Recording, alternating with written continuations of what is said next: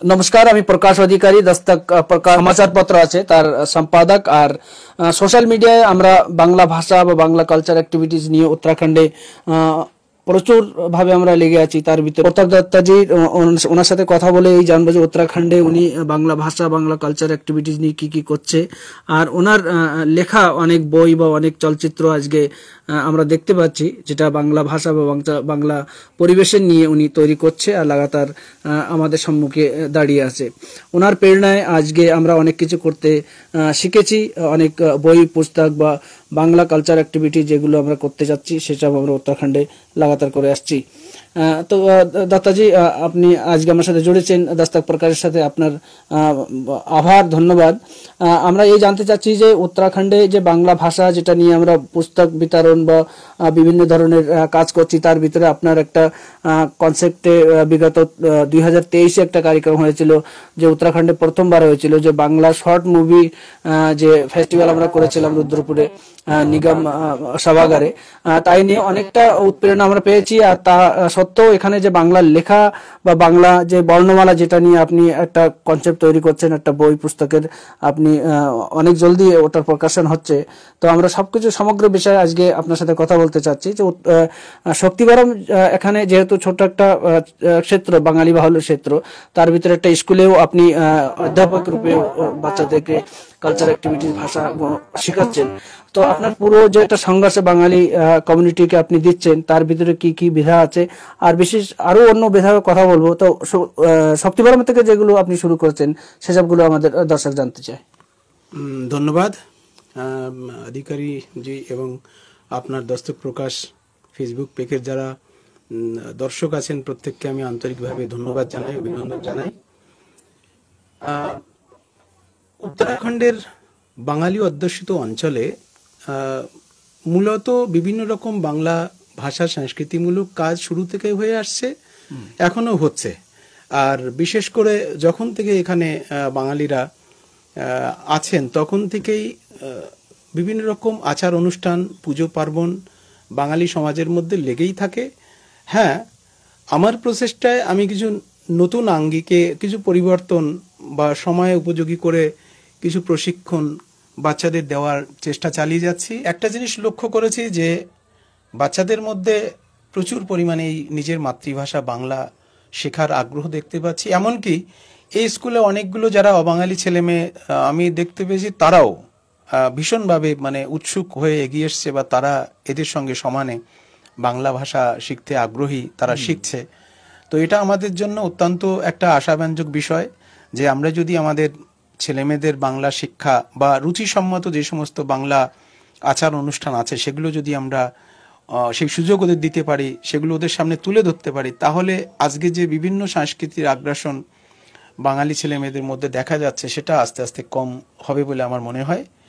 তো যেমন আমরা এখানে শুধু বাংলা লিখতে পড়তে বলতে শেখানোই নয়, আমরা চেষ্টা করছি কিভাবে যে বাংলার সঙ্গীত বা বাংলা সাহিত্যের প্রতি তাদের কি করে আরো রুচিশীল করা যায়। ছেলে মেয়েদেরকে দিয়ে বাংলা নাটক মঞ্চস্থ করানো, নাটকের যেরকম থিয়েটার, সেই সঙ্গে ছোট ছোট যে একাঙ্ক নাটক, শ্রুতি নাটক বা নির্বাক যে নাটক যেগুলোকে মাইম বলা হচ্ছে বা প্যান্টোমাইম, সেগুলোর উপরে কাজ করা এবং রিসাইটেশন যে আবৃত্তি, বাংলা কবিতা আবৃত্তি।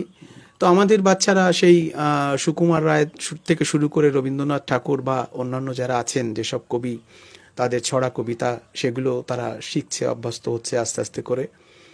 স্কুলে এবং পার্শ্ববর্তী যে সমস্ত আয়োজন হচ্ছে বর্তমানে, সেখানেও বাচ্চারা তাদের কবিতা আবৃত্তি বা একাঙ্ক নাটক, গীতিনাট্য, বিভিন্ন যে সাংস্কৃতিকমূলক যে কর্মকাণ্ডগুলো, সেগুলো তারা সেখানে গিয়ে অনুষ্ঠানে ভাগ নিচ্ছে এবং নতুন বাচ্চারা সেগুলো দেখে আরো উৎসাহী হয়ে তারাও পরবর্তীতে এগিয়ে আসছে এগুলো শেখার জন্য বা এগুলো তারা অংশগ্রহণ করে আনন্দও পাচ্ছে। এটা সবার কাছে আগ্রহ করব যে আমাদের উত্তরাখণ্ডে বাঙালি অধ্যুষিত যে অঞ্চল, সেখানে যত রকম কাজ হয় রুদ্রপুর জেলা শহর বা দিনাজপুর বা শক্তিফার্মের বিভিন্ন অঞ্চলে, সেখানে অধিকাংশ মঞ্চগুলোতে যেসব আয়োজন হয়, তো সেখানে আমাদের বাংলা ভাষা সংস্কৃতির যে সমস্ত অনুষ্ঠান, সেগুলোর জন্য এই বাচ্চাদেরকে বেশি করে সুযোগ দেওয়া হোক।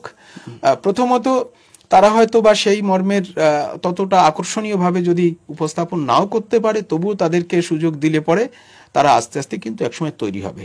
এতে তারা নিজেরাই বুঝতে পারবে নিজের সংস্কৃতি, নিজের যে প্রতিভা তার আর কতটা বিকাশ হওয়া দরকার আছে, তখন তারা আরো বেশি যত্নশীল হবে, এটা আমার মনে হয়। আপনি আপনার এরকম লাগে না যে উত্তরাখণ্ডে আমাদের বাঙালি কমিউনিটির যে উপলব্ধি আছে, যে সমস্যা আছে, যে সবগুলো নিয়ে আমরা কথা বলতে পারি, তার নিয়ে একটা পত্রিকা বা একটা সমাচারপত্র এখানে নিরন্তর প্রকাশিত হওয়ার দরকার? দেখুন, আগে পরে এখান থেকে পত্রপত্রিকা করা হয়েছে। অনেক আগে থেকে এখানে দেশান্তর নামে একটি পত্রিকা হতো, বাংলা পত্রিকা, সেটা নিয়মিত সম্ভব হয়নি। তারপর আমি নিজের চেষ্টায়ও কয়েকবার করে এখান থেকে পত্রপত্রিকা বাংলায় প্রকাশ করেছি সবাইকে নিয়ে উত্তরাখণ্ড থেকে, এবং এখনো আমরা এটা করাই যেতে পারে। দেখুন, অনেকগুলো বাঙালিদের যেসব সমাজসেবী সংগঠন আছে, আমি তাদের উদ্দেশ্যেও নিবেদন করে বলতে চাই যে এখানে যে সমস্ত সংগঠন আছে তাদের নিজস্ব একটা মুখপত্র বাংলা এবং হিন্দি দ্বিভাষী পত্রিকা হলে বেশি ভালো হয়, যেহেতু আমাদের ছেলেমেয়েরা সবাই বাংলা পড়তে জানেন না। সেই মর্মে যদি আমরা একটা পত্রিকার অর্ধেকটা হিন্দি বা অর্ধেকটা বাংলায় এইভাবে শুরু করা হয়, তাহলে আস্তে আস্তে ছেলেমেয়েরা কিন্তু ওই পত্রিকার যত্নটা বুঝতে পারবেন, তখন গিয়ে আর অসুবিধা হবে না। হয়তো ভবিষ্যতে দেখা যাবে একদিন আমরা যদি আমাদের ছেলেমেয়েদেরকে বাংলা ভাষার সংস্কৃতি দিকে আকৃষ্ট না করতে পারি, একদিন হয়তো এটা একসময় বিলীন হয়ে যাবে, হারিয়ে যাবে, ভাষা থাকবে না, আমাদের সভ্যতা, আমাদের ইতিহাসটা হয়তো বিলীন হবে একদিন। তো সেখানে যারা আমরা গার্জিয়ান, অভিভাবক, তাদের একটা উত্তরদায়িত্ব যে আমি অন্তত আমার পরিবারে আমার বাচ্চাদেরকে নিজের ইতিহাস বা নিজের সংস্কৃতির সঙ্গে আমি পরিচয় করাই, এটা আমার প্রথম কর্তব্য থাকা দরকার আছে। আর সেই সঙ্গে যারা আমাদের সমাজের পৃষ্ঠপোষক, যারা সমাজের সমস্ত রকম গতিবিধি অগ্রসর করে রাখেন সবসময়, তাদের কাছে একটা নিবেদন এই আমার থাকবে যে আমরা যেরকম বিভিন্ন ধর্মীয় আচার অনুষ্ঠান করি, সেই পর্বের সঙ্গে যুক্ত করে বাঙালি সংস্কৃতি, বাঙালি যে ভাষা সংস্কৃতি বিষয়টাকে যুক্ত করে নিয়ে যদি আমরা এগিয়ে যাই। যেমন ধরুন, একটা মানে কথ্য আছে যে বাঙালি সমাজের যে 12 মাসে 13 পার্বণ, তো সত্যি আমরা 12 মাসে 13 পার্বণ আমরা প্রায় ঘরে ঘরেই অঞ্চলে করে থাকি। তো সেই সমস্ত পার্বণের সঙ্গে যদি আমরা মানে শিক্ষা সংস্কৃতিকে আমরা যুক্ত করতে পারি, তাহলে মনে হয় এই যে কঠিন কাজটা করা অনেকটা আরো সহজ হয়ে যাবে মনে হয়। দত্তাজিকে আরেকটা কোশ্চেন আমি করতে চাচ্ছি, কি যে আমাদের যে পিঢ়ি, এর পিঢ়ির কি দায়িত্ব হতে পারে, আর কি কি করণীয় আছে যে আমরা এই বাংলা ভাষা বা কালচার অ্যাক্টিভিটিস নিয়ে কি আগিয়ে বাড়তে পারি? দেখুন, যাত্রা শিল্প নিয়ে এখানে কাজ হয়। দিনাজপুর, রুদ্রপুর, শক্তিফাম বা অন্যান্য অঞ্চলে পুজো পার্বণের সময় যাত্রা প্রতিযোগিতামূলকভাবে হয়, কিন্তু সেই মর্মে দর্শককে টানা মুশকিল হয়ে যাচ্ছে আজকের সময়ে। তো সেখানে এটাকে যদি আরো ওই সমস্ত সংস্থা যারা যাত্রাপালা এখনো করে যাচ্ছেন, সেই যারা পুরনো মানুষ আছেন, তারাই, নতুন ছেলে মেয়ে কম যুক্ত হচ্ছে, তো সেখানে যদি ওইটাকে আরো একটু মানে ওর প্রতিযোগিতায় সেরকম প্রোৎসাহন কোনো রাশি দিয়ে বা কোনো বিভিন্ন রকম সুযোগ সুবিধা দিয়ে আর একটু যদি এগিয়ে নিয়ে যাওয়া যায়, সেটা ভাবা দরকার। আর এই যে সমস্ত ভাষা সংস্কৃতি নিয়ে কাজ হয়, তো আমাদের যারা সামাজিক কর্মী আছেন বা আমাদের রাজনীতিবিদ, তাদেরকেও অন্তত উত্তরাখণ্ড সরকারের কাছে আবেদন করা দরকার। বাংলা ভাষা সংস্কৃতি এর অগ্রগতির জন্য একটা মন্ত্রণালয় নিশ্চয়ই থাকা দরকার সেখানে, যাতে করে তার আওতায় এর সংবর্ধন, উন্নয়ন হওয়া সম্ভব হয়। বাকি কিছু ব্যক্তিগতভাবে উদ্যোগ নেওয়া হচ্ছে এখান থেকে, যেমন উত্তরাখণ্ড থেকে কিন্তু ফুল লেন্থ বাংলা সিনেমাও নির্মাণ হয়েছে এর আগে। শক্তিফার্ম থেকে আমাদের মাননীয় শ্রী সঞ্জয় বাছাড়জি, শ্রী বিজয় মণ্ডলজি আছেন, যাদের উদ্যোগে এখান থেকে একটা 2 ঘন্টা 15 মিনিট এর ফুল লেন্থ বাংলা সিনেমা টলিউডের যারা নাম করা শিল্পী তাদের নিয়ে কিন্তু তৈরি হয়েছে আজ থেকে 4-5 বছর আগে। এবং তার আগে ব্যক্তিগত আমার ব্যানার থেকেও একটা ফুল লেন্থ বাংলা সিনেমা 2014 রিলিজও করা হয়েছিল। তো সে সমস্তগুলো কিন্তু এই উত্তরাখণ্ড প্রদেশ থেকেই কিন্তু করা সম্ভব হয়েছে। আর পশ্চিমবঙ্গের বাইরে থেকে এই ধরনের মানে বড় সিনেমা নির্মাণের ইতিহাসটা কিন্তু খুব কম আছে, সেটা উত্তরাখণ্ড থেকেই সম্ভব হয়েছে। তো আমি মনে করি যে উত্তরাখণ্ডের যে সাংস্কৃতিক গতিবিধির যে উন্নয়ন, সেটা অন্যান্য প্রদেশের যারা বাঙালি অধ্যুষিত অঞ্চল তাদের জন্য একটা প্রেরণা।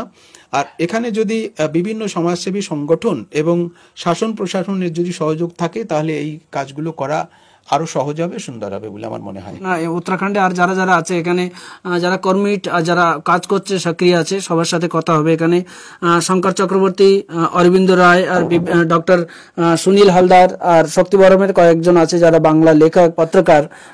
দিনাজপুর, রুদ্রপুর আর শক্তিবরম আমরা এখানে নিয়ে একটা অনুষ্ঠান করতে যাচ্ছি, তাদের একটা সম্মান সমারোহ একটা করতে চাচ্ছি। আর সমাজের প্রতি তাদের কি দায়িত্ব সেই বিষয়টা নিয়ে একটা গহন বিচার বিমর্শ কিছুদিন পরে আমরা প্রোগ্রামটা করব।